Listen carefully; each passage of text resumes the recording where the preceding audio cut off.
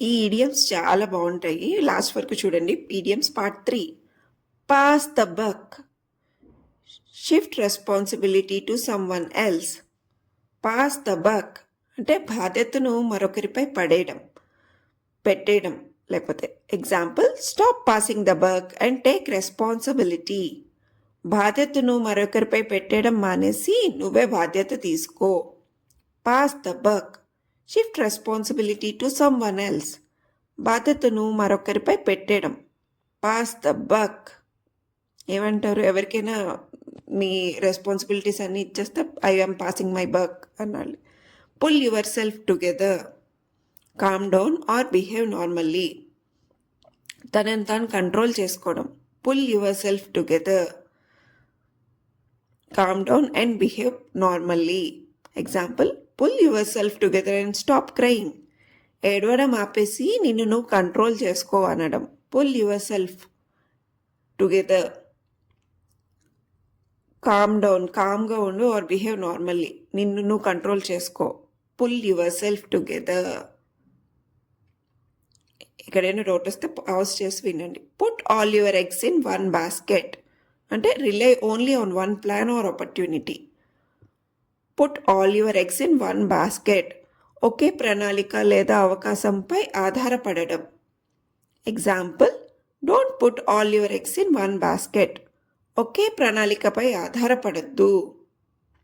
Put all your eggs in one basket అంటే ఒకే plan or opportunity మీద ఆధారపడడం.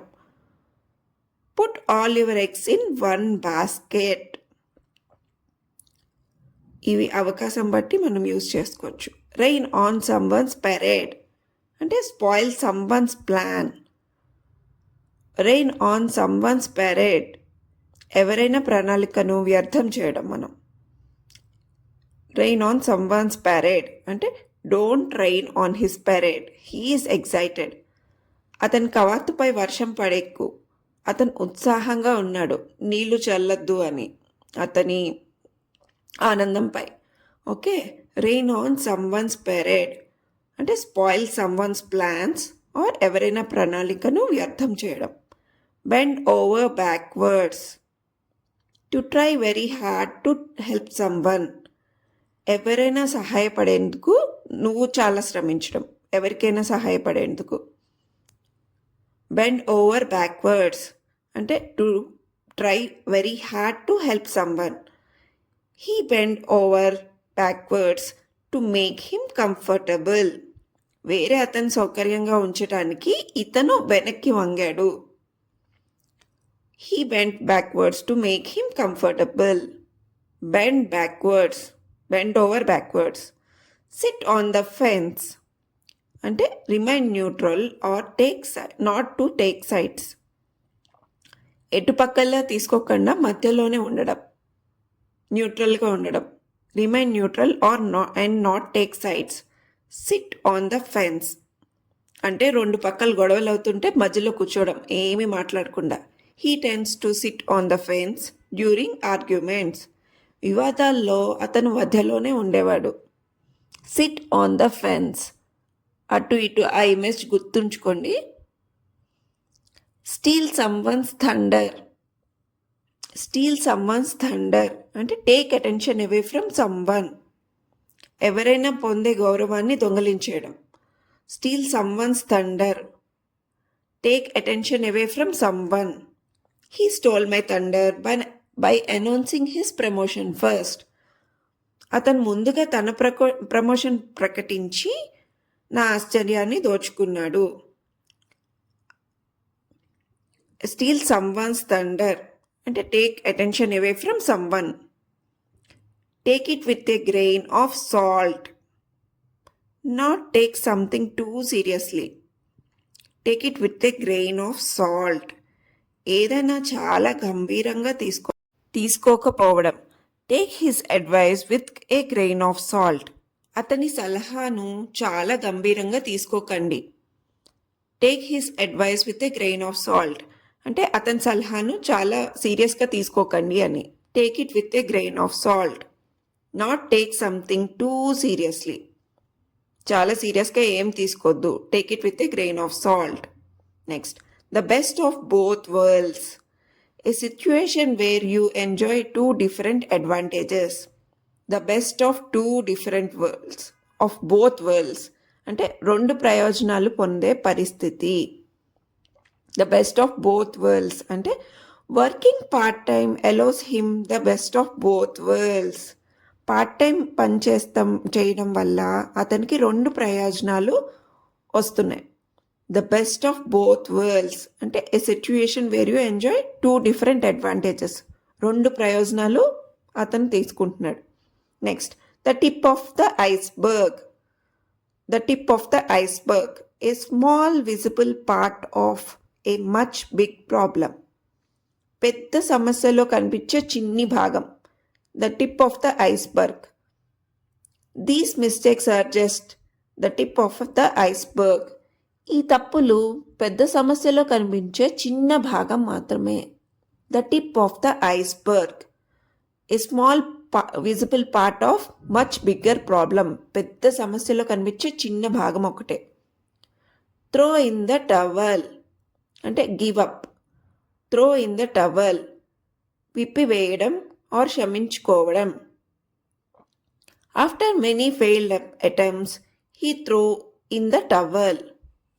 After many failed attempts he through in the towel. చాలా ప్రయత్నాల తర్వాత అతను విఫలమయ్యి క్షమించుకున్నాడు అంటే వదిలేశాడు అని. త్రో ఇన్ ద టవల్ అంటే గివ్ అప్. విప్పివేయడం అంటే వదిలేయడం ఆర్ క్షమించుకోవడం, ఇంకా అవ్వదని చెప్పి వదిలేయడం. Turn a blind eye, ignore something intentionally. Turn a blind I, ఏదో తెలుసుకొని కళ్ళు మూయడం, కావాలని నెగ్లెక్ట్ చేయడం. He turned A blind I to his teams mistake.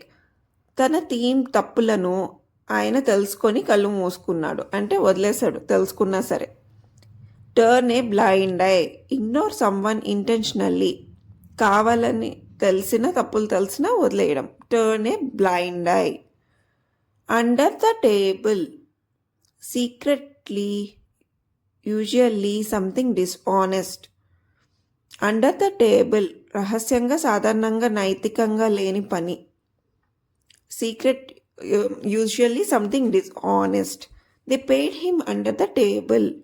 అవన్నీ ఆయనకు రహస్యంగా చెల్లించబడినవి. బ్రైబ్ అంటాం కదా, లంచం, అలాంటి type. Under the table, secretly, usually something dishonest, రహస్యంగా అనైతికంగా జరిగేదన్నమాట, నైతికత లేని పని. Okay. Up in the air అంటే అన్సర్టైన్ ఆర్ అన్డిసైడెడ్. అస్పష్టంగా నిర్ణయించబడింది. Up in the air, our vacation plans are still up in the air. మళ్ళీ సెలవు ప్రణాళికలు ఇంకా అస్పష్టంగా ఉన్నాయి. Up in the air, uncertain or undecided అంటే అస్పష్టంగా నిర్ణయించబడనివి, ఇంకా ఏం ప్లాన్ చేసుకోలేదు. అప్ ఇన్ ద ఎయిర్, ఇంకా ఏం డిసైడ్ అవ్వలేదని. Wear your heart on your sleeve అంటే show your emotions openly. Wear your heart on your sleeves, భావాలను స్పష్టంగా చూపించడం. He always wear his heart on his sleeves. అతను ఎల్లప్పుడూ తన భావాలను స్పష్టంగా చూపిస్తాడు. అంటే తన లోపల ఏమైనా మాటలు ఉంటే అవి బయటికి చూపించేలాగా, అందరికీ స్పష్టంగా తెలిసేలాగా చూపిస్తాడు. ఎమోషన్స్ బయటికి కనిపిస్తాయి అన్నమాట అతను చెప్పేవి. When pigs fly, something that will never happen. ఎప్పుడు జరగదు అనుకునేది. He will apologize when pigs fly. అతను క్షమాపణ చెప్పేవాడు కాదు అంటే అది ఎప్పటికీ జరగని విషయం అనమాట. వెన్ పిగ్స్ ఫ్లై, పిగ్స్ ఎప్పుడు ఎగరవు కదా. Something that will never happen, ఎప్పుడు జరగని పని. హీ విల్ నెవర్ అపాలజైజ్ అని అంటే he will apologize when pigs fly అంటే అతను ఎప్పటికీ క్షమాపణ చెప్పడు అని. Okay. When pigs fly. You can't judge a book by its cover. Don't judge something by appearance only. బయట చూపుల ఆధారంగా నిర్ణయం తీసుకోకండి. You can't judge a book by its cover. She's very talented. బయట చూపుల ఆధారంగా నిర్ణయం తీసుకోకు, ఆమె చాలా ప్రతిభావంతురాలు. You can't judge a book by its cover. Cover చూసి లోపల బుక్లో ఏముందో గెస్ చేయకు అని చెప్పి. Don't judge something by the appearance. Your guess is as good as mine. అంటే I have no idea either. నాకు కూడా తెలియదు. Your guess is as good as mine. అంటే I have no idea either. నాకు కూడా తెలీదు. Who will win? Your guess is as good as mine.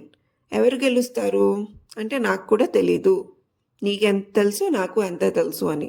I have no idea either. నాకు కూడా తెలీదు. Your guess is as good as mine. గుర్తుంచుకోండి. Zero tolerance. Zero tolerance for mistakes or misbehaviour. తప్పులకి లేదా చెడైన ప్రవర్తనకు సహనం లేదు. జీరో టాలరెన్స్ అంటే భరించలేము అని. The school has zero tolerance for bullying. పాఠశాలలో బుల్లీయింగ్కు సహనం లేదు. బుల్లీయింగ్ అంటే ఎవరినైనా ఏడిపిస్తే దానికి ఊరుకోము అని చెప్పి. జీరో టాలరెన్స్ ఒప్పుకునేది లేదు. ఏమైనా మిస్టేక్స్ జరిగితే వాటికి నో టాలరెన్స్ అని. తప్పులకి లేదా చెడైన ప్రవర్తనకు భరించేది లేదు అని. Bite your tongue. Bite your tongue. Stop yourself from saying something. ఏదైనా చెప్పకుండా ఉండడం. Bite your tongue. I had to bite my tongue to avoid arguing. వాదించకుండా ఉండడానికి నేను నన్ను అడ్డుకున్నాను. I had to bite my tongue to avoid arguing. Bite your tongue అంటే stop yourself from saying something. ఏదైనా చెప్పకుండా ఉండడానికి ఆపుకోవడం అనమాట. Bite your tongue.